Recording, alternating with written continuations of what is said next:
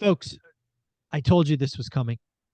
FHA, VA buyers, first time home buyer programs are going to dominate 2023. Why is that? Why was it an easy call that no one else made? Pretty simple. They were ignored for 2 years.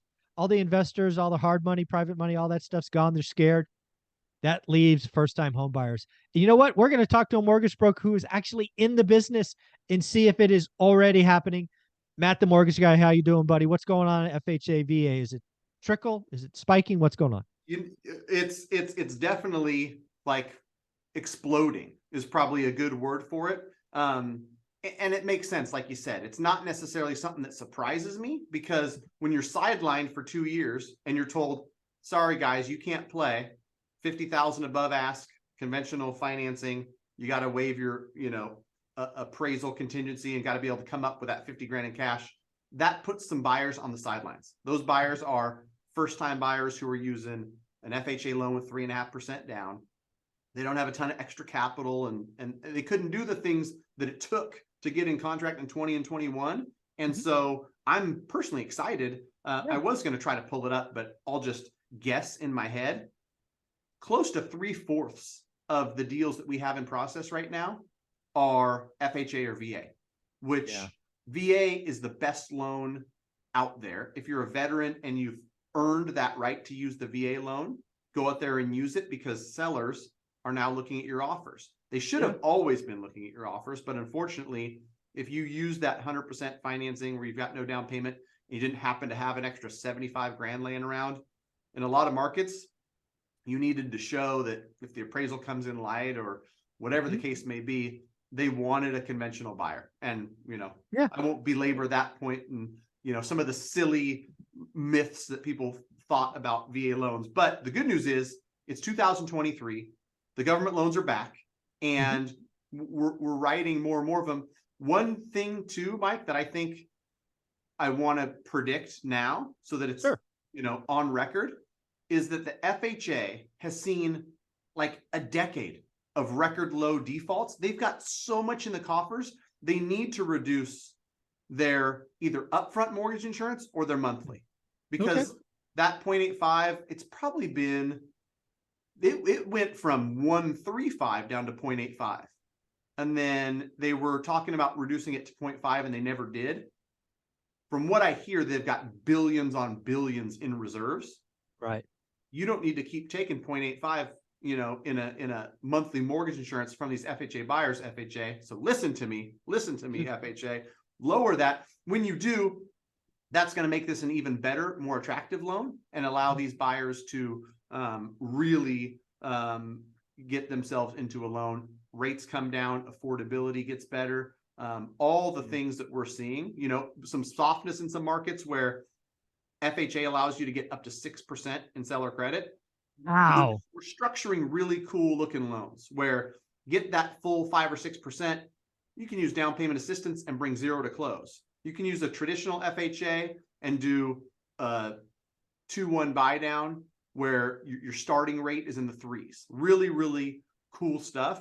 And more and more of that to come. It was funny, Mike, my team submitted to Scotsman Guide, the magazine that's like, top 1% mortgage brokers, and they make you break down your production, conventional, non-QM, FHA, VA.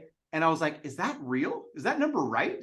Like, did I do 260 loans and 7 of them were FHA? Like, this stuff wasn't being written, really over the last 3 years, not a lot of it in 22 either. So it was like 2021 and 22, maybe Q4 of last year that started to come back, but in 23, for sure, the numbers of FHA and VA loans, in my guesstimation, should at least triple, quadruple. Oh, I think will. I absolutely think it will. And again, it will be all about those first time home buyer homes. And again, if you happen to be a home flipper, you better stay below the median. I just closed a conversation with a home flipper, and he's like, dude, if you're flipping luxury, you're going to go broke. He happens to be flipping in $1 million market. And they have people that are losing $1 million because the market just changed. Woo! Losing $1 million. I wouldn't want to flip a luxury home right now.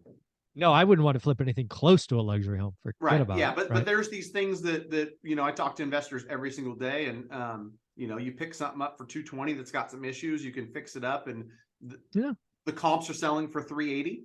You know, in a market like mine where that's well below the median, you're not going to have any trouble selling that. There's plenty of demand on that.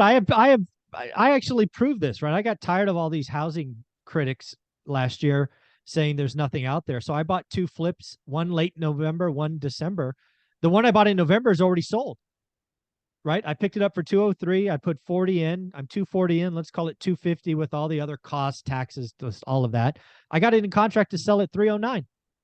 Oh, no, by the way, my median's 400. So even after all the value, I'm selling it for, roughly speaking, 75% of median area price. So I don't know. I get annoyed sometimes, so I just have to go do some work and pick up a couple and sell them just to shut these people up. Just to show them, yeah.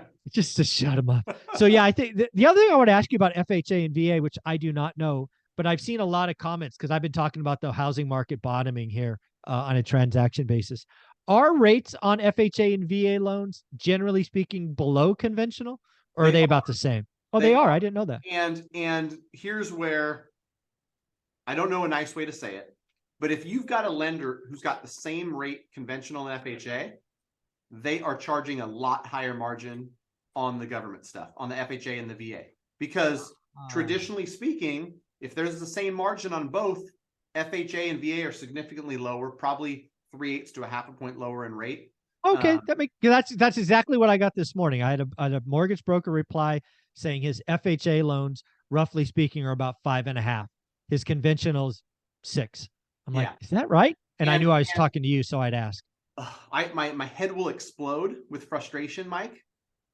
Not picking on retail lenders, but retail lenders will be very sharp on conventional because they have to be, because people shop more when they're conventional. And the worst part is FHA and VA are less price sensitive and less likely to shop, and therefore they charge a higher margin on those loans. Of course, because it's a first-time home buyer. They're going to go to one person and that's it. So folks, if you are an FHA or VA buyer, do me a favor, reach out to Matt the Mortgage Guy today and see what he can get you, because I think some of you are being taken advantage of. Matt, where can they reach out? Go to greatmortgagebroker.com. And I got people licensed all over the country. Me and my team are happy to help. And for sure, on that government stuff, on FHA and VA, a broker is going to be your best bet. If for some reason I turn you off and you don't like me, find some mortgage broker across the country to work with. But if you want to connect with me and my team, it's greatmortgagebroker.com. Yeah, quick form, great team. I get great feedback all the time. Thanks, buddy. Thanks, Mike.